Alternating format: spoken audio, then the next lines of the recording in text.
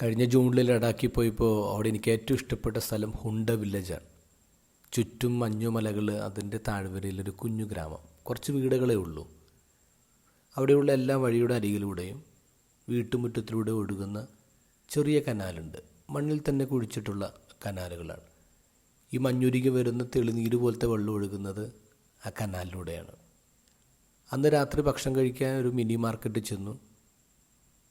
ഭക്ഷണവും മറ്റു സാധനങ്ങളൊക്കെ കിട്ടുന്ന കിയോസ്കുകളുണ്ട്. അപ്പോൾ ഒരു കാശ്മീരി കവ ഓർഡർ ചെയ്തു.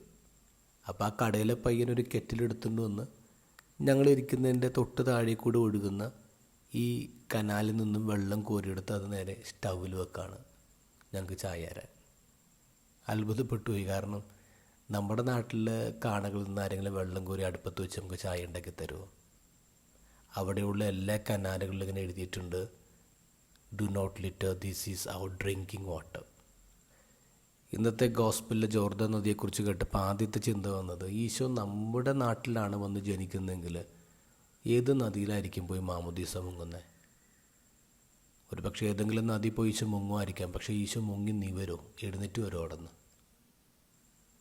നമ്മുടെ നാട്ടിൽ 44 നദികളുണ്ടല്ലോ, മെലിഞ്ഞും മലിനപ്പെട്ടും മരിച്ചുകൊണ്ടിരിക്കുകയാണ്. അത് വാട്ടർ ബോഡീസ് അല്ല, ഡെഡ് ബോഡീസാണ്.